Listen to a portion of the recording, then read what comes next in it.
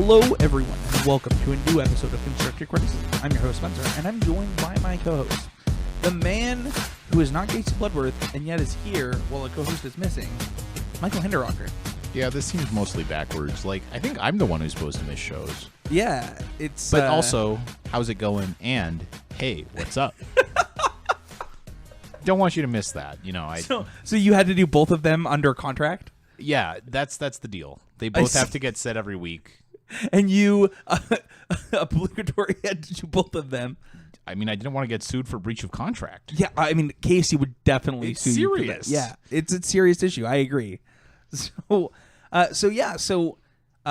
this week was supposed to be our set review show, and Casey and Michael both went to the GP in Louisville, and neither of them were going to get back before. But Michael has a job, Casey has a job, I have a job, and we do the podcast at a certain time on Mondays, and there was not going to be a time in which we could record the set review. So we're bringing you a different episode this week with just me and Michael. That's probably pretty disappointing. So, you know, if you're mad, like, I understand, but keep listening. I actually think that you and I will have very different points of view on this topic. Probably, yeah. So I actually think it'll be a really good episode. Yeah, I mean, you know, hopefully it won't be like, you know, super grudge match or whatever, but... And you know who will never have a grudge match with you is Oasis Games. You can check them out at oasisgamesslc.com. You can check them out at mtgoasis.com. You can get 15% off of your first order by using code CCMTG at checkout. And you can get 5 or 4% off of every order by using code WouldThatBeGood at checkout. They're just an amazing place to buy cards. I actually still have cards of theirs in my backpack. I just realized this as I was saying this, and I should probably return them. Yeah, I actually have cards of theirs in my backpack too, so, you know... Well, I'm Go gonna team. Are you going there tomorrow? Yeah. Well, I'm going there. I'll race you to return the cards, I guess. I mean, what time are you supposed to get there? Because It doesn't matter. I have to go there to send out some of the card of the weeks and stuff for the listeners. So, I mean, given that I'm working there, like, I'll probably beat you there. well, yeah, probably. That seems likely. So, are you saying that I get like it's a golf score where like I get a handicap? No, I'm saying like everything's a competition and I'm a winner. And you just win by default. Okay. Well, you should check out Oasis Games. They're an amazing place to buy Magic cards. Like, they also pay Michael's paycheck, and like I love them. So, yeah, it's a win-win. You should also check out the Patreon page. You can go to patreon.com/ccmtg to become a patron of the show. Starting at $1 per month or more. Anything that you see fit, we really would appreciate. We did actually hit our goal to continue the monthly extra episodes. So I think what we'll do this month is we'll just record and talk about our Pro Tour testing. That's sweet, though. Like, I really like the extra episodes, and I hope that the people who are patrons and get to listen to them do, too, because it's really fun. We have a good time. I mean, we always have a good time recording the podcast, but it's just, like, super casual. And yeah, we just get to talk about, like, what we're playing, why we like it, and, like, why everybody else sucks at Magic. Yeah, it's more just, like, BSing about Magic and less, like, recording a podcast. Yeah. So we'll probably do one on the decks that we're testing for the Pro Tour. So if you want to hear that episode, go to patreon.com/ccmtg. And this month, you'll get to hear the Pro Tour testing episode, really. Just any amount that you see fit, and we really appreciate it. So let's go into our first segment on the show. We have hashtag always improving. We believe if you're not getting better, you're getting worse, and hashtag always improving is your way of like always reminding yourself to be trying to improve. I think that something that's really hard is to remember that there's really not a flat line. Like, you really can't plateau in Magic. When you look at like the best players in the world, you look at like PV. Like, he just sucked at the Pro Tour for like multiple years. Came back with a vengeance. Got his 10th Pro Tour top 8. Like, I think he got his 8th, 9th, and 10th Pro Tour top 8 like all within a year and a half. And in between that, like his 6th and those Pro Tour top 8s, he actually just sucked. Like, he didn't care. He wasn't trying. And I think that a lot of people think that you can really hit this, like, oh, I can't actually get better than this. I just don't believe that's true. I think that you're always getting better or you're always getting worse. I mean, the thing is, if you're, like, actively great, you know, like you have your 6th PT top 8 or whatever, like, you can slip off a little bit and still be pretty damn good. But, like, Yeah, But it's you the don't same just stay the concept, same, right? Like you can go from like winning every FNM you play in to like, oh man, I like 2-1 or 3-1 a lot of these FNMs. Like, what am I doing wrong? yeah. I mean, It's the same thing at a different level. I understand what you're saying because like PvZ would probably just go and like just destroy any PvDQ he played in. right. So like what I'm saying is like you can get worse, but you can only get worse relative to how you are before. It's not like you're like resetting and starting from scratch. Absolutely. But I think the same thing is true. It's definitely not a, well, I'm good enough now, so I'm just going to be this good forever kind of thing. Yeah, no, I mean, if you're like super elite, awesome at Magic, like you're probably never going to be awful at it, but you can definitely get a lot worse than you are. So how did you improve at Magic this week? So I kind of had last second cold feet, and this is mostly because I am an idiot and didn't like stopped playing games with Sneak and Show and forgot why I liked it, and then played a bunch of other decks and thought some of them were good. So I almost like, pulled an idiot move and played something else at the last second, and instead I just played Sneak and Show, and things mostly went pretty well. I played one matchup that was abysmal. I lost once to another matchup that seemed pretty terrible that I hadn't really played much, but that's what happens when you play formats you have no experience in. I lost to Seth Manfield, and I very narrowly lost my last round for 11-4 and some cash. I'm so confused as to what did you do to improve? So, like, just playing the deck that I knew was the best choice for me.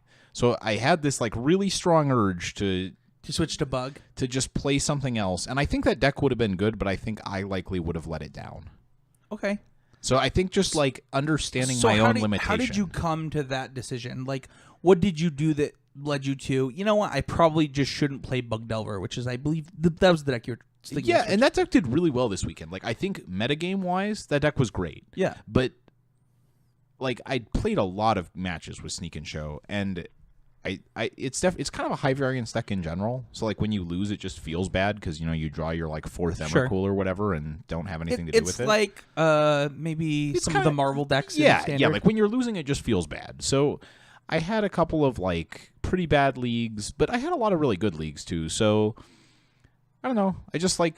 I stopped playing it for about a week before because I felt like I wasn't getting a whole lot out of each match. Like the value in playing, 100 more matches with it was just pretty minimal compared to trying to play other things and making sure it was what I wanted to play. So I played some other things that I liked okay, but not well enough to switch. And then at the end, I just sort of ran out of time and audibled back to Sneak and Show, but then was just having cold feet with it. So I think just like saying, this is good enough, I'm locking in, I'm not going to sabotage myself. I think that something else that happened this weekend, which I think is pretty important. So, there's the difference between a 1-point finish and a 2-point finish as far as pro points when you are trying to chase silver. It's actually a pretty big deal. It's huge. Like 1 is basic. I mean, 1 is a lot better than 0, right? But just by infinite, right? It's just infinitely better than 0. Right. It is a unless finish. You already are maxed out on 1s. But the thing is that like if you don't have so you can only, for those of you who don't know, you can only use 6 GP finishes. So right now I am using I think 3 2s. So I really need probably 2 3s. So getting one of them this weekend would have been nice, but I mean, so you're using what are your actual GP finishes, just so that they can understand? 11 for but in points. 2 2 2. So you're only using 3 of your. I think it's 5 GP slots. By the way, it's 6. Is it 6? It is 6. I might go to more GPs this year. Yeah. So basically, I'm gonna need to either have 2 3-point finishes and use all 6 slots with the others being 2s, or I'm going to need to play at least get 2 3s and keep your 2s. Right. So if I'd gotten a 3, it would have been nice because it would have been like 100% that slot would be one I would use. Right. That's basically the difference. What you're trying to say here is that a 3 is worth. Well, this is just a slot that's like locked in. Right. Whereas a 2, like there's some chance that I could end up with 7 that you bounce a 2 out. And what's important here is a couple of things. So every Pro Tour is worth 3 points minimum. 3. And then what you're really looking for is about a 5 on a Pro Tour. Well, if you can get like 1 5, you can have all 2s for your GP slots, because that would put you, if you have 2 PTs played, so I have 3 from the first PT, and if I could get 5 from the second one, 6 2-point GP finishes would lock me for silver. Right, which would qualify you for another Pro Tour this year and a Pro Tour next year. Right, and those invites are deferrable, so it takes a lot of the variance out of individual events, basically. Right. So when you get like a good GP finish, which by the way, 2s are good GP finishes. I know that like you're downplaying them right now, but the fact that like for example, Danny has already got a 1, a 1, a 1, a 1, and a 2, right? Something like that. Yeah. So like he's now. Ones just basically don't matter for him at this point. Right. Whereas for you, if you can get a good Pro Tour finish, maybe get a Danny style finish at a Pro Tour where you get like 8 points, 10, 8 points, qualify for another Pro Tour, it actually just means that all of your ones matter. Right. So it's a huge thing that you actually got another 2, right? Like your GP finishes have been very consistent, and I actually think that's your real always improving moment is like, you know, in multiple formats, so you've been able to. I mean, the thing is, I'm just like actively not good at Legacy, and I think I did a good job of recognizing that and just playing a deck that allows me to do what I'm good at, which is I can figure out what hands to mulligan. I can cast Ponders when I'm looking for either a Show and Tell or an Emrakul. The smile on your face right now is so big. It's just like I mean, you play some tough games, and I'm not going to say that I didn't play like any well or anything, but a lot of your games are very much like. Well, I had Ancient Tomb, Lotus Petal, Show and Tell. I put in Omniscience and Hardcast Emrakul. So when you like let's say that you don't hit silver this year. Like let's say that the season ends, you're like a point short. Are you going to look back on your 2 finishes and like be disappointed? Certainly, mainly because I played 2 really close round 15 matches. This is the second GP where I've narrowly lost a game 3 where for you would have 12-3. gotten another pro point. And that would be really hard to swallow. It's so interesting that for me, like 2 years ago, getting my first pro point is so important, and then now as I enter this year, I didn't get to go to the first Pro Tour. I'm not going to go to the second Pro Tour, so the Pro Tour season for me, the year, unless I like you would basically top 8 at GP, like the season's basically you might have over. To win a GP. Yeah, I don't know that a top 8 would even be good enough. Top exactly. eight's So only like 4. the year's over for me, but I do plan on like hitting GPs hard starting next season. So I like, but when I look at, so I'm like kind of living vicariously through my teammates like you, Casey, and Danny, who all got to qualify for the first Pro Tour, which is basically the biggest thing you can ask for. And one of the things that I'm learning here is just kind of like, it's interesting for us, right? Like in this podcast, we've gone from we're trying to qualify for Pro Tours. Me, you, Quentin, Casey, like we've all done it, right? Danny on my other podcast, Drew, Sammy, Travis, like all of my co-hosts for the most part, outside of Matt and Manny, have just been able to do that. And we've also all tried to get our first pro points, and now we're transitioning. Like it's a transition period where we're actually trying to get into the Pro Players Club. Like some number of us are. That's actively a goal of ours, and it's funny that like you like for example you split and like won $250 this weekend, but that's actually not as important to you as the pro points actually are. No, like you actually would have rather had the pro points than the money. Happily, like it was unfortunate. I played someone in the last round who's basically in the same position as me. He doesn't have silver, but he's playing. He's qualified for Dublin. He played the first PT. I mean, we probably had within 1 or 2 pro points of each other. Right. And it hurts to lose a match like that because both of you have gained this huge. It's basically a GP that's locked in for your spot. Right. Through, I think the season ends in end of August. Yeah, I was gonna say fall, so it's the end of summer. So you have just so much room to gain these points. And I'm really proud of you. I know that like this 2 sucks for you now, but it's 3 GPs. I think you played in 3 GPs, have 3 2, so like you have a lot of room to like gain points in there. Yeah, I think the only.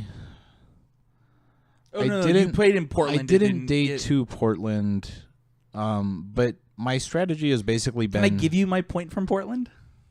Yeah, I mean the thing is that I don't think a 1 is even going to be good enough to matter. Like it just depends on your Pro Tour finish. Yeah, it would take a good PT finish. but if I have a good PT finish, it'll likely just qualify me for the third PT, and then Right. that'll get it there on its own, more or Yeah, less. that's true. So that's the hope. I do know that a lot of people do get silver. For example, Oscar Jones got silver off of ones a lot of time. Like he got silver twice, and ones were involved on that. For me, I played in a tournament that you and Alex were qualified for. Actually, the only two people that didn't show up for this Game Grid Invitational were you and Alex. Yeah, so I thought about playing this, and Alex, I talked about it a little bit, but like, I mean, Alex really wants to play Pro Tours. He's definitely, I mean, I think at one point he played 13 Pro Tours in a row. I Right. mean, but he knows what he wants. I know what I want, and Right. Game Grid Invitational, as great as it is, just doesn't Right. offer me that. And the thing is that hopefully the Game Grid Invitational series gets to the point of, for example, the Star City Invitational series, where it actually does grant Pro Tour invites one day, and that should be the goal. And hopefully one day it does that, right? Yep. A great example of this is, during during the states tournament that you won for the Star City Games and the Star City Games, people were like, "Oh no, I'm playing in PPTQs that weekend." I'm like, "What are you talking about? The Star City Games State Championship is a PPTQ," and they're like, "What are you talking about?" I'm like, "Yeah, you qualify for an invitational, which is an RPTQ." Well, No. PTQ. It Awards one slot, whatever. right? That's true, But sort of the same idea. Yeah. Right. Point taken. Yeah, and the thing is like the Game Grid Invitational is like this huge thing that should be taken very seriously among Utah Magic players. So for me, one of the things that I try to do is like I really try to test for this. I haven't taken Magic very seriously in the last year, and with the start of 2017, I'm like, you know what, I'm going to do this. And I picked a very good standard deck. I really liked my list. I actually wouldn't change a single card in it. Now Emrakul is banned, so some of that might change. And then I just kind of trusted my teammates on my modern deck, and I drafted a very good, probably one of the best 3 decks at the draft table, and got a little bit unlucky, and just overall did well.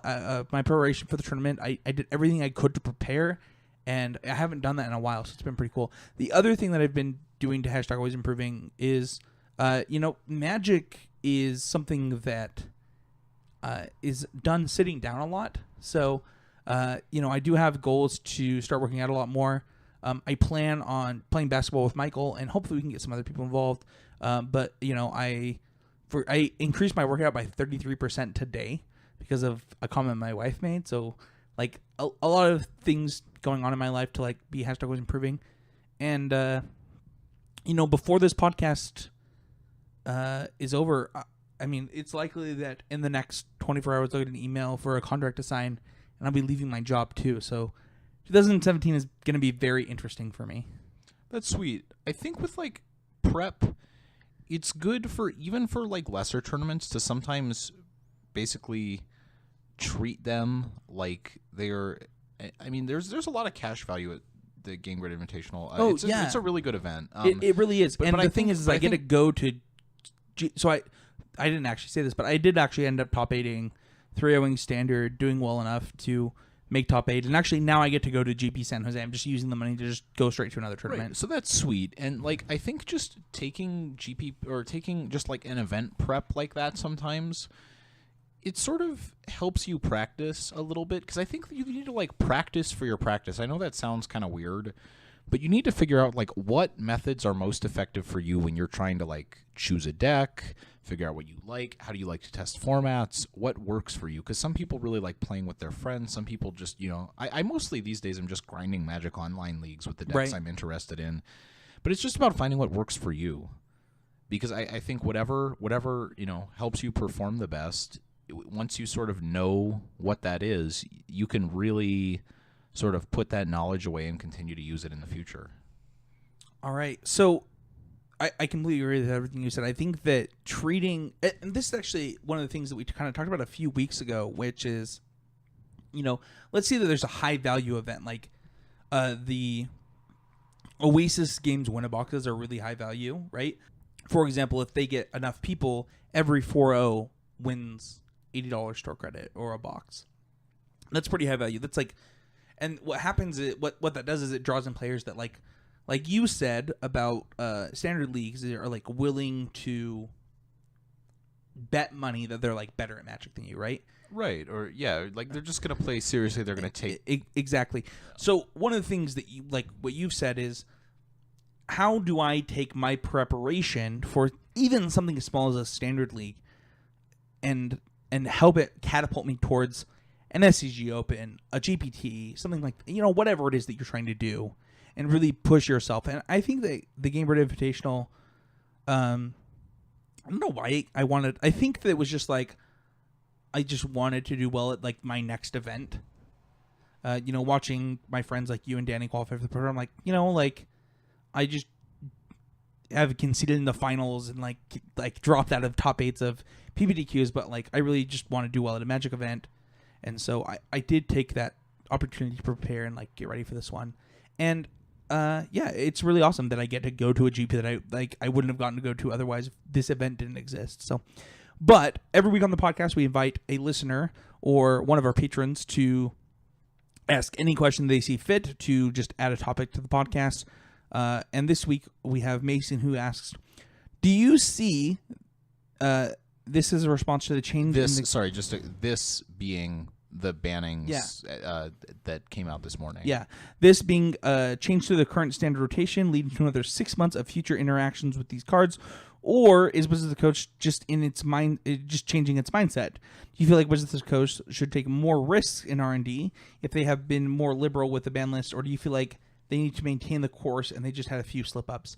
So the episode today is actually about the ban list. So we're going to talk about standard and modern. What I specifically want to answer in Mason's question is, with some of the updates that happened today, should Wizards change how they've been doing things? So this is the first standard banding since Jace the Mind Sculptor, and I have a lot of thoughts on it.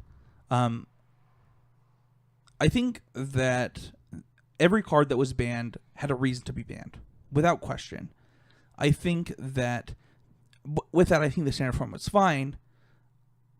So the question is, should Wizards be more aggressive in designing cards now? I think, two of the 3 cards that got banned were very aggressive designs, and one was an oversight. Reflector Mage is like, they just didn't think that card would be as good as it is. No, there's no way that you could possibly think that this Mana War would be like oppressive. It's just very clear they just didn't quite. I mean, they talked about that as like a limited I didn't even think it would be standard playable when it was like, it's just like a Mana War, like it's whatever. And it's more a casualty of the other things getting banned, I think, than being banned on its own power level. Like, it's more like we want to shake this up, and we know like what the best deck is if we ban cards from other best decks. So also Reflector Mage, sorry. To me, Smuggler's Copter, so when you invent, like, Smuggler's Copter reminds me of Umezawa's Jitte. Like, when you invent a new card type, or Skull Clamp, when you invent a new card type, sometimes you just go too far. You don't know how to balance them. That might be true still. There might be vehicles. So there's 2 new vehicles in the next set that are legitimately crazy. Right. And that's just part of, like, pushing the envelope. It's going to happen sometimes. And I think Emrakul is kind of the same way. You don't really know, like, how much can you really push Delirium? And it's really hard in, like, future League testing or whatever, where there are, like, 20 people. Not only that, but they also have to test every card, right? So like cards that we would just discount and say like, I'm never going to play this, they still have to build decks with. And things change. So like maybe Vessel of Nascency did something different when they were playing, and that card never made their deck. So Emrakul always cost 9 mana instead of 7. Like I literally cast an Emrakul. So I was playing green red, and I had artifact, instant, sorcery, enchantment, planeswalker, creature, land. So you cast it for like 6 mana. I cast Emrakul for 6 mana this weekend. Right. Like, so it's a thing that happens. Which, by the way, when Emrakul was spoiled, I legitimately went into Oasis Games, talked to Matt Kling and Alex Sittner about this card, and was like, no, I think this card costs 7 mana. And they're like, it will never cost 7 mana. Well, I thought it would usually be like 8 or 9, and the truth is it's really more like 7 or 6. And I think that Wizards probably didn't think it was going to cost 7 or 6 most of the time anyways, because like you just don't really want to, even with a pretty big deck building cost, a 13/13 Mindslaver is just like unequivocally worth 7 mana. And it also just turned out that the deck building cost was like, I get to play Ishkana and Grimflare. Right. It's like which oh no, wasn't that big of a deck building so cost. sad. Yeah, I'm I'm so unlucky that I get to play like these great cards that like are almost modern. Like So- one of them is basically Thragtusk, and one of them is like a staple in modern. I know when Shadows came out, I was like really hyped about Traverse the Ulvenwald, and it basically did nothing for a long time. But I always felt kind of vindicated that like this card was actually as good as I thought it was. Okay. And it's like it's a card that Emrakul is just like best buddies with, right? Because you're like, well, I don't really want to play 4 Emrakuls in all my decks, but you can play one. I'm gonna play 9 Yeah. copies of it. Yeah. So do you think that Wizards should take more risks in R&D? Well, it's so hard to say. I mean, the worst thing that Magic can be is boring. The worst thing that anything can be, is right? boring. I mean, that's just like so. I think you're priced into it. It's part of the job. Sometimes you take risks, and sometimes they're sweet, and sometimes they are, oppressively problematic. It's how it goes. So one of the parts of this question is like, do you see another 6 months with these cards? And I'm very interested by this question for a few reasons. Is 6 months with cards too long? Like, So there's no way that's too long. no, I think he's saying so. Like when they changed the rotation schedule back, it added another 6 months to their timeline in Standard. And So, if he's just I actually- wondering that, That's true. So I addressed this in my video this week. I did a Wednesday Night Warrior, and I said Wizards didn't intend these cards to be on a 24-month rotation. They intended them to be on an 18-month rotation. yeah. So And it's so a lot of these cards are like, we're going to be okay. Like, even if this is a little bit broken, like, it'll be okay. They're only in a standard for 18 months. And cutting 6 months off of a card is like a big deal. If Jace the Mind Sculptor and Stoneforge Mystic had cut their lifespan by 6 months, they would have never been banned because they were banned with 3 months left. Yeah, it's hard to say. In general, I kind of like the. So they updated it. So they're going to release like their first ban list update a little bit earlier, right? We can't talk about this. This is the training grounds. Oh, okay. I didn't. I guess. So we'll see exactly how things shake out, but It's actually funny. I've been told by listeners not to do that. To tell you to, I've been told by listeners not to tell you to stop talking because it's a later part of the podcast. I wasn't clear on the. Anyways, I'm interested to see what direction Wizards of the Coast goes, but it looks to me like they've given themselves a little more flexibility in like how and when they get rid of things. And I think what maybe they're seeing is that like you can't standard showdown a bad format if people just don't like it.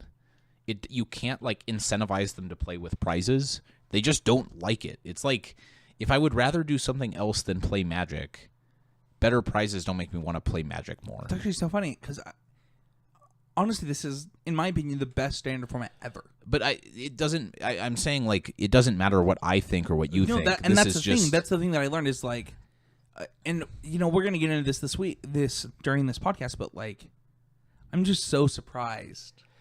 I mean, I think the gameplay is generally pretty interesting, but there are a lot of unfun cards in this standard format, That's true. for better or worse. Well, let's move on. So there's no card of the week this week, but if you want to be eligible for card of the week, you can go to patreon.com/ccmtg, become a patron of $3 or more. The card of the week is Reflector Mage. That's the thing is like, the card of the week would probably be something like Emrakul or Reflector Mage or Smuggler's Copper because they got banned. But like, you don't want those cards, so Can we send you a torn in half Reflector Mage? yeah, we'll sign it. You can just like put it in like a shadow box. I don't know, but yeah, I think that Or in the garbage, whatever. yeah, but one of our next goals is to do this every week, regardless. So we could have done a legacy card this week, and you could get some sweet value. So go to patreon.com/ccmtg, get to donate anything you see fit. If you do $3 or more, you can be eligible for card of the week, and we would really appreciate it. There's also going to be no power rankings this week. I thought about doing legacy, but honestly, I think that like there's one thing you guys want to hear about, and we're just going to talk about it. We're sort of in between on every other format, and like any other format power rankings just don't make any sense because those formats are changing, Yeah. So let's go right into like double changing, right? Yeah. Exactly. It's new set coming in and cards going away. But let's go right into this. So the the Training Grounds is brought to you by Oasis Games. You can check them out at Oasis Games, slc.com, mtgoasis.com. and we're just going to talk about what just happened today. And that's the banned and restricted updates. We're actually going to talk about standard and modern because there were 2 huge updates in both forms. 3 in one, 2 in another. And we're just going to kind of go through this. So we're going to start with standard. Would you rather start with standard, or do you want to start with modern? Because I think modern is going to be more straightforward. Whatever you want. I don't care. I think we can get through modern and let's do modern then. Okay. Yeah, we can do modern right now. So the 2 cards that got banned in modern were Gitaxian Probe and Golgari Grave Troll. So the way that I want to break this down is who did this help, who did this hurt, and how do you feel personally? So we'll start with Golgari Grave Troll. So who did this hurt? People who own Golgari Grave Trolls, and I don't know. I think that when we were testing for modern PPTQs and we realized that Dredge was beating Turn 2 Rest in Peace in the play, we knew something was wrong. Yeah, it requires ridiculously specific hate cards, not just hate cards, and it also completely invalidates anything else that uses the graveyard because you just get obliterated by collateral damage. So, for example, if you're beating our Turn to Rest in Peace and you I'm not even joking. I think we beat a Turn to Rest in Peace 3 times in one night, and we're like, well, this is broken. I mean, 3 times out of 4, right? Yeah, it was just not even close on the to play being specifically. So we never beat it on the draw. I've beaten it on the draw plenty of times. If you just have a Nature's Claim, or if you have any way to kill it, sure. Okay. Cathartic Reunion, I'm talking about that night in playtesting, sure, specifically. But I mean, it's a problem, right? No, that's a problem. It's this thing where it's well, I don't know why I would play any other deck. I don't know how they beat me if a Rest in Peace. And the thing is that Rest in Peace beats so many other decks on the sideline, right? I mean, it's better against. Sometimes I feel like it's a better hate card against Jund and Abzan than Dredge, because Dredge you try to slam it, but you have to mull for it, and if they just keep a hand with Nature's Claim, you basically mull into nothing trying to find these hate cards, and then you just die to a very medium Dredge game where they don't actually do anything that impressive. So, with that being said, it definitely hurts people that own Golgari Grave Trolls. I think that. But this is good for modern. Yes. Yeah. I mean, we said the same thing at the same time. Yeah. It's just a unfun deck. One of the things is that people said is why did they do this? This won't kill Dredge. And I was like, I don't think they're trying to kill Dredge, dude. I think they're trying to stop it from beating the hate cards. So what they're trying to say is if you want to play Dredge at FNM, sweet. If you want to play Dredge at a GP, be sure this is what you're signing up for, right? I mean.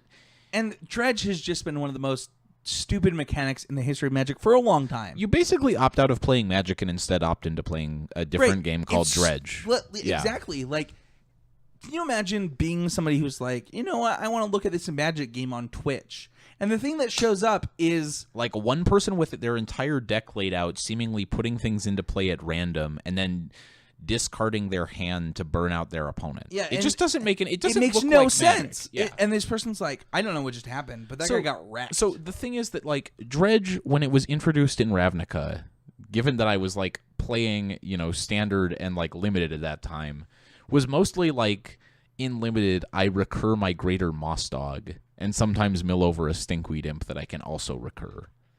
That was Dredge, and it was a real cost because you would come close to milling yourself out if you dredged more than once or twice in a game.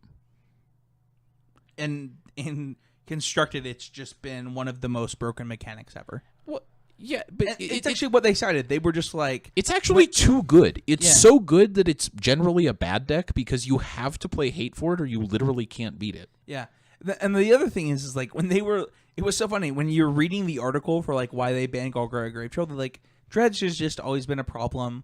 The funny thing is Golgari Grave Troll was banned 8 months ago. Yeah, and they were it's probably fine, and they're then printed, no. Well, this is why we can't have nice things. Sometimes you unban something, and I'm actually happy to see Wizards do this, and I hope that it makes them more willing to unban things in the future. Because, if you unban something and it's just, awful, just be maybe this was a bad choice. We goofed. Sorry, guys. And the funny thing is people are so willing to, attack Wizards. how could you not test this and know this perfect information? And it's like, because they're like maybe 64 people and we're like 2 million people. I feel like there's a big gap there. Yeah, well, and the thing is too, like, you know, they probably were like, people can play Leyline of the Void, right? Exactly. I mean, So the next, they're not wrong. they're not wrong. The next banning, sorry, there's no unbannings, which we'll get to, is Gitaxian Probe. This is actually something that I don't think surprised a lot of people. I think that if we thought there was going to be a banning, I think a lot of people did actually think it would be Gitaxian Probe. It was kind of split between Probe and Become Immense, right? Yeah. So and Probe makes a lot of sense. So this, like, can we just, like, you know, sing taps for Death Shadow aggro? That deck is officially dead. Oh yeah, this just kills it. Yeah, I mean, you really needed that card. Like, you need something. You need a cantrip that costs 0 mana that deals yourself damage. Like this card. Straight Wraith. No, you already play 4 of those. No, so you needed you needed 8 of you them. needed Gitaxian Probe. You would play Gitaxian Probe over the same spell that was literally free and an instant. If it cost 0/0, like no Phyrexian mana, just 0, it would be much worse for Death Shadow. I agree. So that deck is, like, between this and Fatal Push, just straight unplayable. It isn't a deck. I think that the banning of Gitaxian Probe was actually great. I do wish that it came with an unbanning of either Preordain or Ponder. But other than that, I just think that the card was like, it's just stupid. It's just like a dumb card. And this will hurt Infect some, but I think Infect can, like, still be a deck. Oh yeah. Although Fatal Push will also be really good against Infect. Yeah. But yeah, I mean, it's just one of those cards that, like, Phyrexian mana is a really stupid mistake. Like, pretty much every time they've ever tried to print a cost reduction mechanic. That I've ever considered playing like Aura Shards in a deck tells you how broken. I mean, I've mana gotten gut shotted before out of Merfolk, dude, and gotten crushed by it. I watched Matt Kling lose in the finals of a PPTQ to gut shot out of Merfolk. And it was the biggest blowout in history. I'm pretty sure it was the same PPTQ that I got gut shotted out of the quarterfinals, so it wouldn't surprise me. Was it? It was it. I'm assuming. I mean, there can't be that many people playing Merfolk in Was modern. it a Spark? Yeah. Okay. Yeah. That's great. Yeah. So, you know, gut shot doing work, but like gut shot should be about the standard for how good a Phyrexian mana spell can literally be. If you want to take 2 damage to deal a damage, like, sure, whatever. You can play your discard a card but hatred instead, for mental 1. misstep and Gitaxian Probe exists. Which, by the way, why did Blue get both of those? Just for value, because one color is better than all the others, and we all know what it is. Yeah, that's true. Yeah, I have no problems with this. Who did this help? It helped anyone playing interactive strategies. So I actually think this helps Tron. We were talking about this morning because we saw that ban restricted announcement go up while we were in the airport, and we were trying to figure out what cards we had to change buy list prices on for Oasis, so that, like, we wouldn't get, you know, mailed a whole bunch of crap that we didn't want. Sure. So in addition to just the cards that got banned, like, what cards get tanked by this? But I think Tron is actually helped by this a lot because it feels like you shift more. Like, the Black Green X decks are getting new toys, and they might shift a little bit bigger. But okay, I just don't like. Tron loses its natural predators.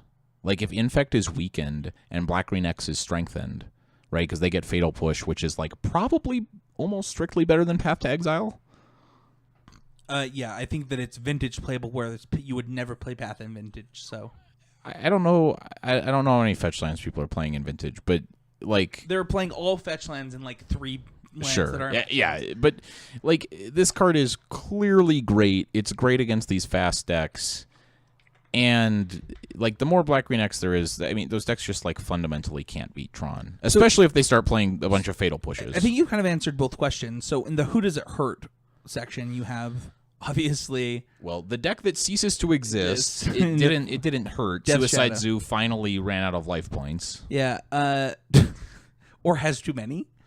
Yeah, well, both at the same time. Metaphorically ran out, but, like, literally can't kill itself fast enough. And you can't actually kill yourself fast. Like, it's a real problem. Yeah, like, you can't do it. It just takes too long. And then I think it does hurt Infect. And I think the thing that it does help is exactly what you talked about is, like, interactive strategies, whether it's Grixis or Jund or Naya or whoever or whatever you're trying to do to interact with your opponent, I think Gitaxian Probe was like probably a problem for you. It might help some of the like kind of bigger aggro decks, because I think those decks had pretty abysmal like aggro combo matchups, and they just nerfed the best aggro combo deck and killed the other two aggro combo decks. So how do you feel about the bans personally in Modern? These are both great to me. Like, they should slow the format down a little bit. Which and I both think of these do. allow for more fair gameplay, hopefully. It's so hard to say. Modern is such a strange format. But I think this is a step in the right direction, which is recognizing that having like 11 different aggro combo decks isn't really like diversity. Fun. It's Yeah. just different people playing different cards with the same plan. The same plan. Yeah, I completely agree with all of that. I do wish that like Bloodbraid Elf and Jace the Mind Sculptor at the very least had come off. I mean, I'm pretty sure last time I advocated for modern unbannings, I advocated for literally unbanning every single card except Mental Misstep. So, I'm probably not in agreement with most people here. But No, I just wish it would have been poetic that like the same day that we had standard bannings, Jace the Mind Sculptor came off of the Modern list. I just think that would have been great. yeah, I was like, unban Jace, unban Bloodbraid Elf, unban Deathrite Shaman. Stoneforge Mystic, Seething Yeah. Song, Ponder, Preordain, all of it. Blazing Shoal. But yeah, I'm okay with these bannings, and I see basically no problem with it. So let's go on to standard. So we had 3 standard bannings. We had I actually can't believe I'm saying this. We had Emrakul the Promised End, Reflector Mage, and Smuggler's Copter. So week 1 of the standard format, people actually called for the bannings of Smuggler's Copter, which was the most insane thing I had ever heard. Week 1 of a format. By week 5 after the Pro Tour, we had people complaining about Reflector Mage People just complain about everything. and but, asking for the banning. And then by 2 weeks ago, on this podcast, you and I had an argument about Emrakul. well, we both won. You wanted Reflector Mage gone, and I I wanted didn't Emrakul want gone. Reflector. Hold on, let's be very clear. I didn't want Reflector Mage gone. I just said it was the most unfun Magic card of all time. I think that speaks for itself. No, that's I don't love standard bannings. I think that standard bannings at large are just not great. So, I think what I will think tell it's like you a is waste this. of bans. I went from like not really that interested in Pro Tour testing to like really stoked on Pro Tour testing. So I actually in about feel 20 minutes. Yeah, So- I actually feel the same way. I feel like the whole team like tonight kind of is like all ready for Pro Yeah, Tour testing, which like- I don't think any of us. we were all like kind of down on it, and now we're all like, oh yeah, it's like a big set Pro Tour Yeah, because we it's- just banned all the best decks. yeah. So the thing. So Right? let's talk about it's this. like Let's it's like talk we about just this. So- rotated the format. No, I actually am curious about this. So, Team Aetherworks was a deck at the last Pro Tour that played 0 Emrakuls. no, it played 4 Emrakuls. No Aetherworks? Yeah, all the big team lists were playing 4 Emrakul, 4 Ulamog. Oh, that's right. I forgot that they were doing that. That's so bad. Anyway, is Aetherworks still a deck after this banning? I don't think so. Okay, I think that it could be. It's just a very different I deck. would lean no, but like, well, the main thing is like, if someone was like, "Hey, do you want to run back the deck you played at the last Pro Tour at this Pro Tour?" I would just say no. Right. And you played 0 Emrakuls. I think we played 1 Oh, or 2. you did play 1. But it's more like, no matter how many ramp spells you play, it's just really hard to actually hardcast Ulamog. Like, Yeah. it's nice. It's a nice thing to think about sometimes, and when it happens, like once per tournament, Sure. you're stoked on it. But it's like really hard to get 10 mana. It's just a lot of mana. So the next deck that you could talk about that got hurt by this is Green-Black Delirium. And did this deck get hurt by this? Well, it has to be different. That's my thought also. I don't know where exactly it goes from here. I expect both Torrential and Verdurous Gearhulk to see a lot more play going forward. Me too. Because I think like your kind of mid-late game options, just there's going to be a lot more diversity. I think specifically both of those cards are really good examples of this too. Verdurous Gearhulk is like this thing where, like, they're like both really things just powerful, didn't right? matter, right? Like you're like, oh, that's cool. Like you put counters on a dude, like block it, play Emrakul, and then Torrential Gearhulk was like, Well, an 8/8 looks stupid versus a 13/13, right? Right. And counterspells just look stupid versus Mind Slavers. Yeah, Mind Slavers. Yeah. I mean, everything actually looks stupid versus Mindslavers. It's kind of remarkable how hard it is to really beat a Mindslaver, especially when it has a 13/13. I don't know. Maybe that's just not surprising. It's like I really don't think Wizards would have printed Emrakul if they thought he was going to cost 6 and 7 like mana. he was in standard for like 6 months before people broke him. So you would think that like Was he? Yeah, absolutely. I mean, like, so he top 8'd the first SCG Open, and people still didn't realize how good he was. So, I mean, it took a little while In for the fact, black-green decks I to believe shift. that I said the card was busted, and you and Casey and Manny all told me I was wrong. So, I think the black-green decks, though, like, are basically the same from last standard. I think Bant Company gave you, like, something that was sometimes fast enough to just not care about it. Like, fast, you kind of go wide really fast and, like, just beat that style of deck. So I'm actually curious, when you think of things that like the Emrakul banning, for example, helped, I thought of like Temur Emerge. I thought of ramp decks. I actually thought Black Green Delirium too. I was like, actually, I think that Black Green Delirium gets better with Emrakul gone because like your entire game plan isn't about Emrakul. They were only playing 1 and, you know, they were totally invalidated by the decks that played 4. Yeah.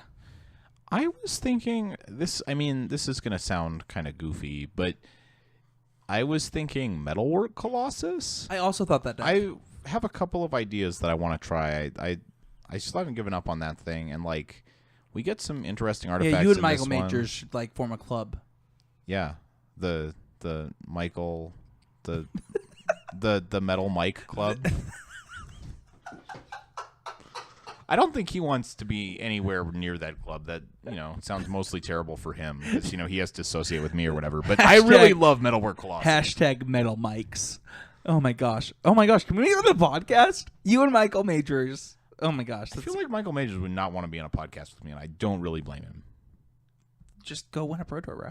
Yeah, that's the plan. Yeah. I think I thought the same thing. I thought Metalwork Colossus was a huge. I mean, I think I posted that on our. That deck just like couldn't beat the card Emrakul before. You had to play Deadlock Trap, not really because it was even good in the deck, but because otherwise you literally could not beat the card Emrakul. Yeah, I wonder if you'll still play Deadlock Trap. So though. you might like it's possible, but there's like the card that you literally could never beat just got banned. Yeah. So first of all, a 10/10 is a lot bigger today than it was yesterday. Right? And, there are no other 10/10s. There's nothing that kills you in combat. I mean, Ulamog. Okay, but like that's not. I don't expect to play against an Ulamog. I don't expect like 60% of the decks at a given event to be playing main deck Ulamogs. The next banning that we have is Smuggler's Copter, which is what we want to talk about next. So, what got help from this? So obviously Nissas, multiple Nissas. I think both the 5 mana and 3 mana in Nissa. general. Yeah, I think that like Liliana, 3 mana Nissa, 5 mana Nissa are specifically the ones that I thought about. Was like, oh well, these got way better. 3 mana Nissa in particular, I think, could be like actually good again. But I would say more than anything, just like diversity in aggressive strategies. Like Smuggler's Copter. It's just, you know, when you don't know how good card types are, sometimes you put one that's just like a lot better than the rest, and Smuggler's Copter was just a lot better than any other vehicle. One thing that I did think about also when I looked at this was, you know, where did this hurt? And one of the things I thought of it was like Madness, probably like in design, Smuggler's Copter was a huge part of enabling Madness, and it's a lot harder now. Yeah, I don't think Madness is really going to be a thing outside of very niche situations. But I also think pretending like Madness was really a thing before is sort of... I mean, it was a top 5 deck, like, by stats. Yeah, but I mean, calling that... So that deck played Bloodhall Priest and Fiery Temper. I mean, those are the only... But those are the only Madness cards that saw play, and neither of them saw play in any other decks. And here's the thing. Thinking about this, I thought, does Smuggler's Copter being banned stop those cards from seeing play in this deck? And honestly, maybe not. Maybe not, but I don't know that deck is like... That deck needed the filtering of Smuggler's Copter because it was sort of playing more high upside, really low downside cards. Well, the thing like I don't know how many Lightning Axes you can play in a deck without Smuggler's Copter. Yeah, there's a lot of things that need to be considered in going to this. Or Bomad Career, right? I mean, there's like a lot of cards like that in that deck. The what does this help? So, or also before we talk about that, what does it hurt is easily Thraben Inspector. That card got so much worse with the banning of Smuggler's Copper. Yeah, I am a little curious. We were messing around with a couple of things. Again, we were just kind of BSing and trying to brew decks while flying home from Louisville because, we've been in the airport or on a plane for like the last 8 hours. But we were trying some things, and like I wonder if Revolt will make getting a clue from a 1-drop still a thing in some decks. That could be true. I also think human strategies might make a little bit of a comeback because I think Griff's Boon is a huge winner from this. Sure. And Thraben Inspector always saw play in those decks. But sort of the hyper-aggressive, you'll need to play probably a base white shell for a really hyper-aggressive deck these days. Yeah. So what does this help? We said Planeswalkers. We said it hurt certain things. Thraben Inspector and Madness specifically, I think, are like pretty reasonable. So let's move on to the last card, and we can talk about the banning specifically. So Reflector Mage is gone. It's really funny. Twitter's reaction to this was a year too late, and it's like, Reflector Mage was still pretty good in the standard format. Yeah, it was. It's sort of like if someone like punches you in the face and then slaps you in the face, the slap is like less bad than the punch, so it's but it like was not more that insulting. bad. Well, that's sort of the Reflector Mage story, right? It's like if you get like punched in the face by Reflector Mage a bunch of times, and then he stops punching you and starts slapping you, you're sort of like, oh man, I'm glad he's slapping me these days instead of punching me. It's actually just not. So one of the people on Twitter was like, I don't remember what they basically were like, how it was a year too late, and I was like, no, Reflector Mage basically runs like he's basically like the leader of the wise guys in like a crime syndicate. And the person was like, yeah, he's still running that crime syndicate from prison. And I'm like, no, like when you're banned in Magic, like you don't get to run anything anymore. And I think that perfectly describes Reflector Mage. Like, what was the most unfun deck in the last couple of years? It was easily Rally with Reflector Mage. Like, it just invalidated all the cards they printed to stop Rally. And then, even though I thought that Green White was like the most unfun deck by a lot, most people thought, Collected Company. And the reason that they thought that was because of Reflector Mage. And then, even after Collected Company was gone, this stupid blue-white bad deck continues to destroy the format with and the thing is I think that we kind of said this at the beginning, but Reflector Mage just never was meant to be what it was. It was supposed to be like this pretty cool limited card that gained you a lot of tempo, and it turned out that oh, actually that's too good for standard. I think the second part of that ability is just really hard to evaluate in a vacuum. And when cards are changing late in testing, like they said it was a 2/2 for a long time, and then it became a 2/3. If it died to everything in combat, I don't think it would have been nearly as good. Yeah, if it was just a 2/2, actually, I think that the whole card would be different. But it's just so hard to say, and it's just the kind of card that it's not really about percentages or even being oppressive. It's because it's a lot less oppressive in terms of how it makes you. It doesn't just I'd say rarely these days is Reflector Mage just ending games, but it's unfun in the same kind of way Emrakul is, where it's just it takes control of the game directly out of your hands. And what I said in my video this week is Emrakul was unfun because it was oh, well, I guess I got Emrakul. And then Reflector Mage was unfun because it was I drew you Reflector Mage this card, and then I drew a copy of that card. Right. And then I passed the turn, and it was so stupid. Right, you just lose. It just adds another kind of variance to the game that makes no sense for it to be a factor. There's just no reason for the line of text past bounce to be there. So right? Who does this help? I think 2 cards. Okay, go ahead. Mindrack Demon, because that card is the worst card to get Reflector Maged ever, because they Reflector Mage it into Gideon and you lose the game. And Electrostatic Pummeler. Okay, I have different things. Okay. So this is very interesting. I have aggro decks at large because getting time walked by a 2/3 on turn 3 is like pretty annoying for an aggro deck. And then I have ramp creatures. So we have pretty good ramp creatures in the form of like Dead Cap Cultivator and like Uvenwald Captive. And you basically just couldn't play those cards because you like play it on turn 2 and then or sometimes even Servant of the Conduit was like this huge risk because they like Reflector Mage and you're like, now I look stupid for keeping this hand. That one of the big things in like Green Red Marvel especially is you'd like play a Vessel on 1 and then just hold up Vessel on 2 rather than playing a Servant like most of the time because you would lose the game on the tempo loss of getting it exactly Maged, which is just sort of like a weird thing to have happen. Like, and one of the huge things that was a problem is like it's not fun that I can't play my 2-drop because it'll get Reflector Maged, but I also can't wait to play a 4-drop because it'll get Spellquellered. It was this really awkward, like, it was just an awkward moment in time. So Right. I'm happy that's over.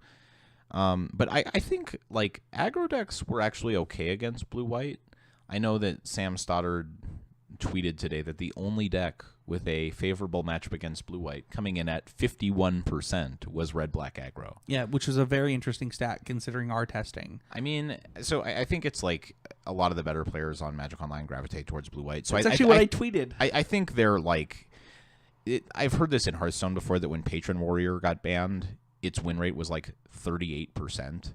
So I think what you can have happen is like better players gravitate towards certain decks and worse players gravitate towards certain decks, and you can have win percentages like at large Be weird. get just like it's Sure. not necessarily a useful statistic. So I'm a little ambivalent about Wizards like really buying into like blue-white has no bad matchups because that's just not true. But I don't think anyone's gonna miss like Getting Reflector Mage? Yeah, I agree. well, and it's not like the single like one Reflector Mage. It's like Siege Rhino, right? The first one is fine. The second one is like, oh my god. And the third one is like, yep, concede, great. And I think that Spellqueller kind of like It you doubled down on it, right? Exactly. It's just like, sure, yeah, this is the happening thing is, to me. is like Spellqueller is actually not that annoying because you can just kill it, but like Reflector Mage actively makes it so you don't get to play Magic. Yeah, I mean, Spellqueller is powerful, but like it can also be awkward. Like sometimes trapping a removal spell under a Spellqueller is like actively terrible for you. Exactly. So there's like real costs there in a way that Reflector Mage just doesn't have. So I mean, how do you? Yeah, I don't know. How do you feel about these bans personally? I am happy to see Wizards taking an active role in trying to make Magic fun for more people. Okay. I personally like them. I know that not everyone does, but I don't necessarily want it to be about that as much as I want to just say that I'm happy that, you know, Wizards listens to people, and if people say, I really don't like this, they say, well, ultimately we make this game for you. It's so funny. I have a similar but opposite response. Okay. So, one, I actually love the bannings. I actually legitimately am very happy that they banned these cards. But I do believe it created a negative culture in Magic the way that... I think that this is the same negative culture that ruined Modern. The reason that Modern is banned is because people just whined and whined and whined and cards got banned and banned and banned. And it was it's like a legitimate problem in Modern. I think that there are many, many cards on the ban list that just shouldn't be banned in Modern, and because of that, Modern sucks. When Modern is like actually so close to just being great. I worry that Standard will have like they're gonna be like the week one, oh, ban this card, Wizards, ban this card, and then like 5 weeks, you know, or I guess 7 weeks later it will get banned. And I don't like that. I think that the whiners really did win here. Did Smaugger's Copter need to be banned? Probably not. Did Emrakul need to be banned?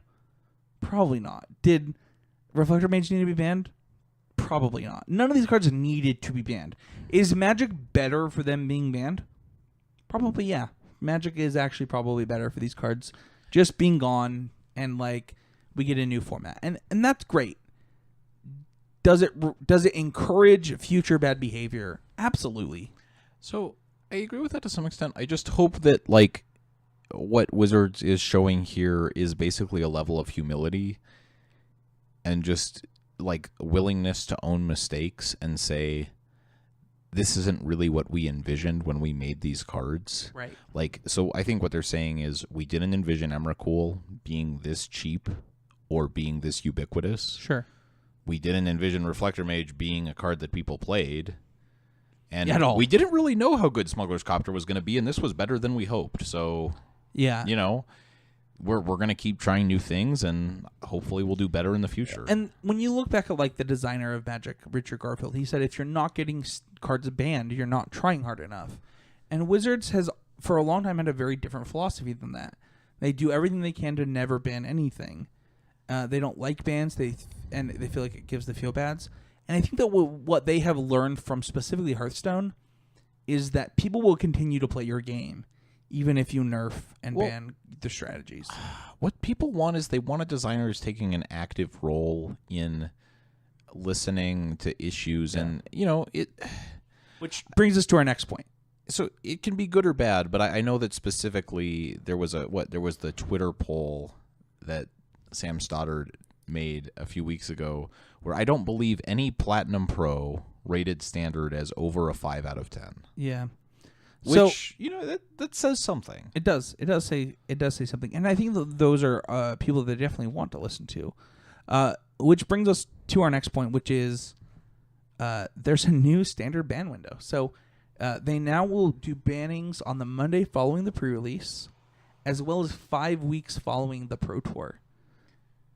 So I'm a little ambivalent about like the post Pro Tour ban, but I like the idea of having more chances to fix formats.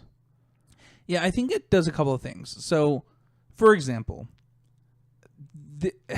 and this might be a direct correlation to this happening, but for example, we have the Saheeli Cat combo that's coming into Standard, and this gives them a chance to say like, all right, can you guys beat this? Because if not, like, we're gonna ban it.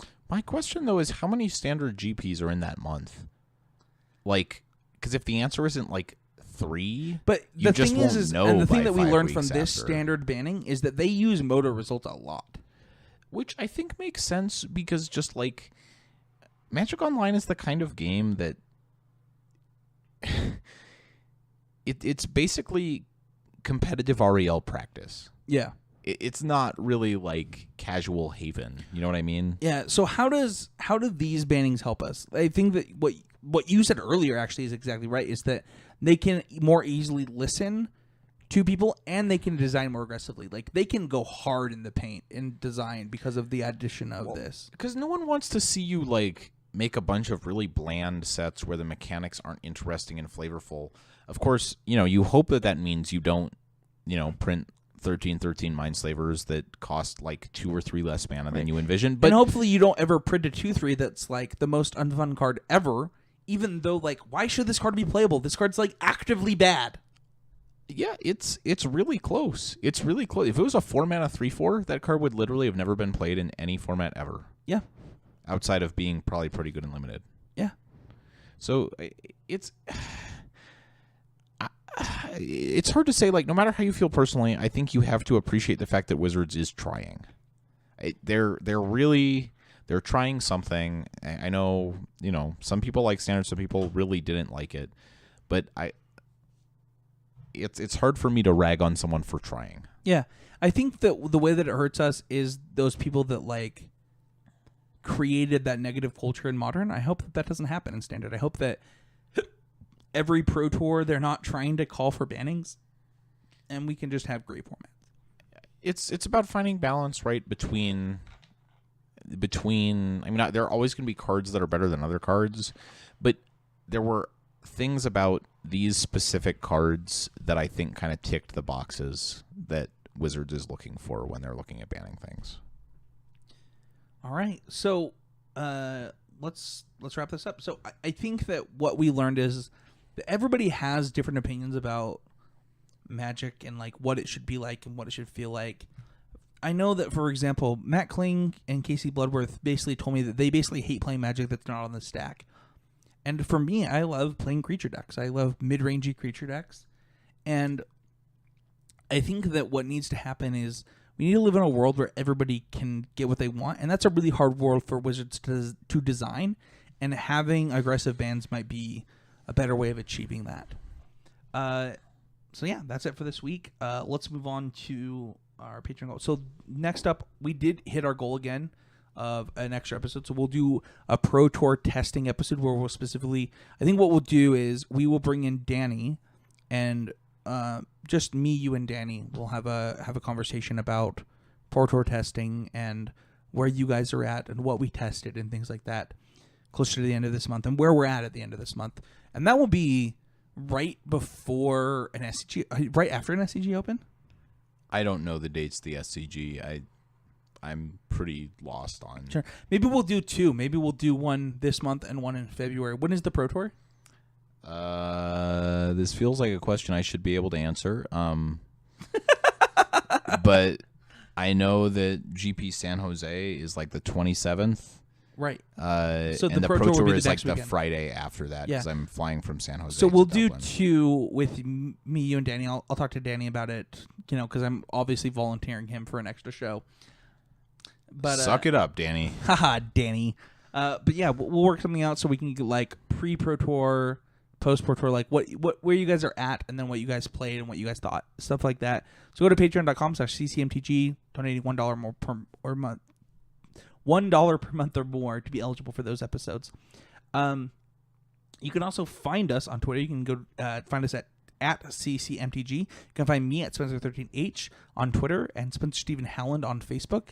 And if you want to join the clan, message me on MTGO at Spencer13Dev or Quinn at Earthstripe. That's URTHSTYRPE. You can also find Michael at... You can find me on Facebook, Michael Hindrocker. Feel free to tag me in anything in the Facebook group or whatever. You can also find me on Twitter at MagicMikeMTG. And if you're going to be at a GP, come say hey. I got to talk to Mason Clark, and it was really awesome. Had a really good time. Really nice guy. Awesome. You can also find the podcast every week on mtgcast.com and constructivecriticism.com, as well as youtube.com, which Mason actually posts the YouTube version of this. So. Oh, sweet. But yeah, let's see here. You can also join the conversation by going to the Constructive Criticism family, where if you are joining the family, make sure to tag Michael with at Michael, and then call him Brother Michael of some kind. I don't care how you do it, but he loves that. So, and then that should be it. Let's go to hashtag with good. So every week on the show, why are you laughing? No reason. Not at all. No reason other than the fact that you said that you specifically didn't want that. It's fine. Do what you will. I'll deal with it. All right. So let's go back. I told Danny to suck it up. I'll do the same.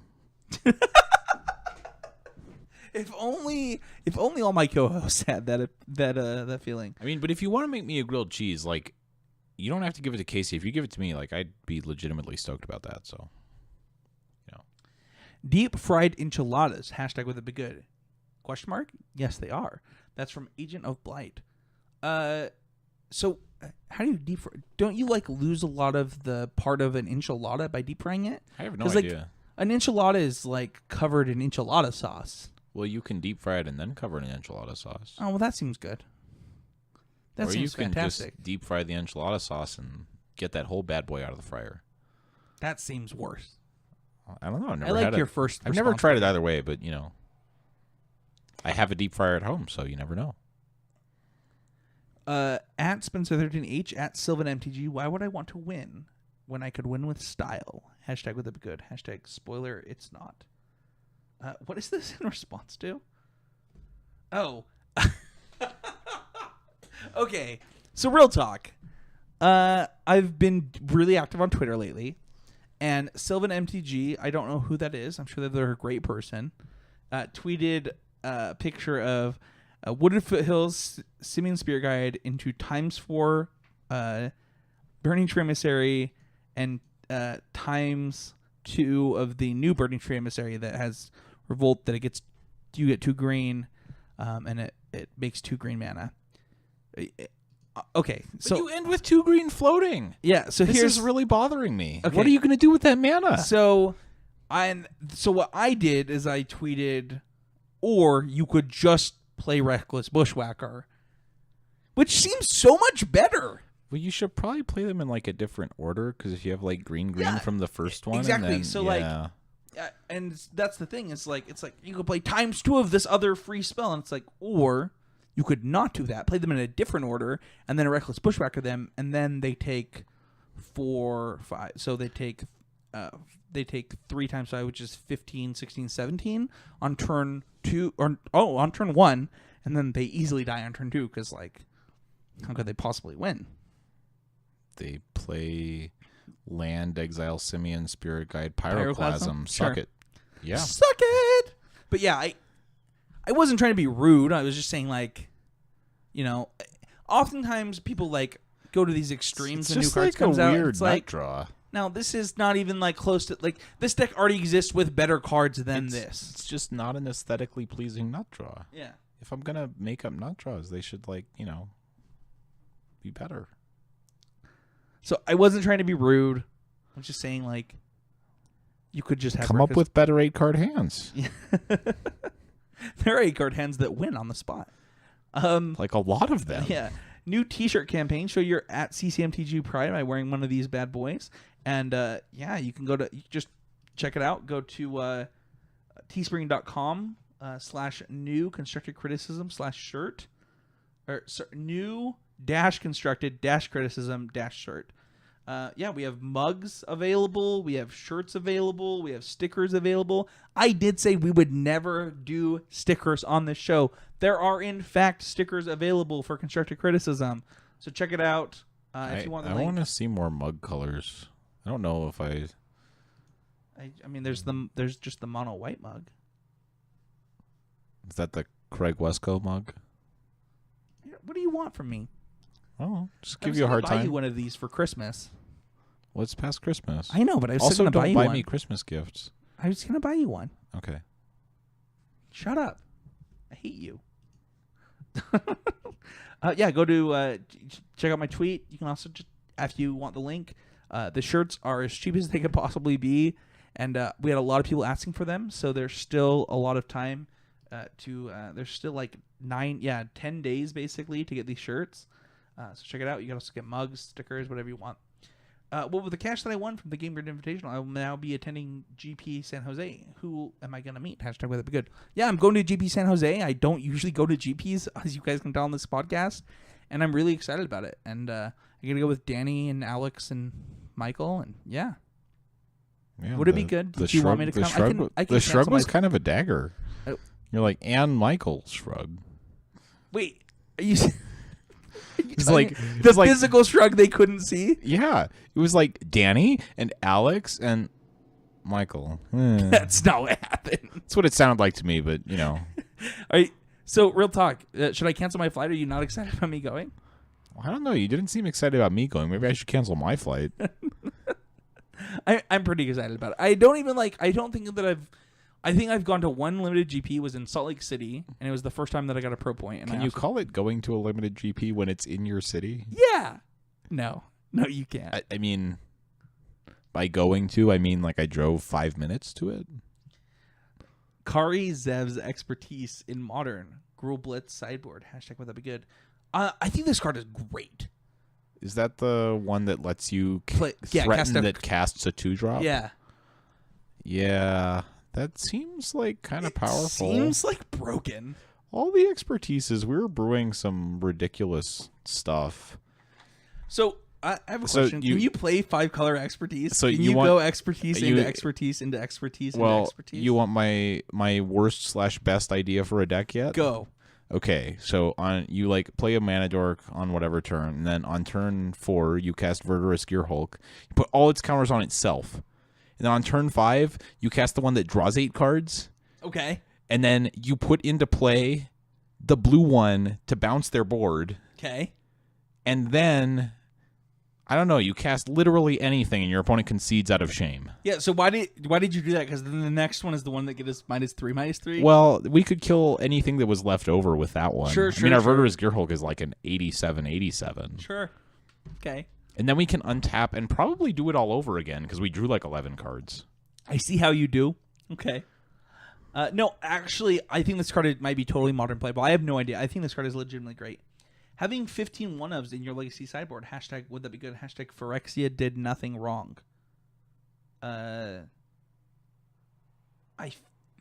This is 13 hours ago, so this is right before the banning was announced. So did he know the future? Apparently. Just a gut feeling, probably. But Yeah, so I've played a lot of 15 one-of sideboards, and I have no shame in that. I don't know. I got to play a black-bordered Red Elemental Blast this weekend, so that was my, good one of. When you cast it, did you say boom? I Because if you did, you owe me a nickel. said blast. But no, I didn't. I didn't say anything when I cast it. I just pointed, usually. At Kiyo's Follower says, everyone is talking about the standard bans, and I'm over here like, Probe and Grave Troll got banned in Modern. Hashtag would that be good? Yeah, I think that we are both happy with the Modern bans. Yeah, I think it's just good for the format. Yeah, Like, I think just like we said when Splinter was banned, we do wish that there were unbannings, but like, whatever. Dear Wizards of the Coast, is there... Oh, go ahead. they could just unban everything. Or Except Mental Misstep, because Mental Misstep is just a miserable excuse for a Magic card. Dear Wizards of the Coast, is there any way we can go back in time and have Reality Hemorrhage deal 3 damage? Hashtag MTG, hashtag with it good. I actually don't understand. It was so funny. I saw a tweet today that was talking about the standard ban. So like, this is like a lot of work to just avoid printing Lightning Strike. Yeah, I saw that too. That was funny. I was like, yeah. It's just kinda like true. so much work to avoid printing Lightning Strike. So I think Wizards got like terrified by that really brief window where Mono Red like won every Pro Tour, and then it had Searing Blood and Abbot of Carol Keep and was the best deck by so much that it made Jace unplayable. And they're just like, but they also printed Jace in the same like time frame as Searing Blood. yeah, I think sometimes it just like the connections between cards and how it affects the metagame doesn't quite sink in until it's too late. Which makes sense given that it's not that many people testing. Yeah. But I think that, like, I sort of agree with this. You don't want Mono Red to be the best deck, generally. I think that's not generally their goal, and my guess is that that more players than not would prefer that Mono Red not be the best deck. So, I mean, the flip side, though, is they've got a little bit, like, gung-ho on just not printing red cards with text. Right. I mean, they avoided printing Shock for a very long time before today. But, like, Shock is horrible. If I have to play Shock in a deck, I don't know. But they, like, tried to make also 2-mana Shock happen for, like, legitimately a year. Yeah, if it's not sudden Shock, I'm not interested. Yeah. Like, if I have to play Shock in a deck, I'm going to buy a Cattle Prod and use it on myself every time I cast it. All right, well, that was aggressive. Hopefully, we can see some aggressive decks come out of this next format. That's it for this week. Go check out our sponsor at oasisgames.com. Go to patreon.com/ccmtg to support shows like this. You can also check out our YouTube channel. Go to youtube.com/c/constructed_criticism. Yeah, do it. Which is so funny that, like, we had to get a certain number of subscribers just to get that instead of, like, -4-3. You can also management. watch our second podcast, the Sneakin' Show podcast, brought to you by me and Casey. Oh, that's true. If you go to youtube.com, you can see a 45-minute deck tech on Sneakin' Show. 47 minutes. Which is a great story behind the scenes. So thank you, everybody, for listening, and we'll see you guys all next week.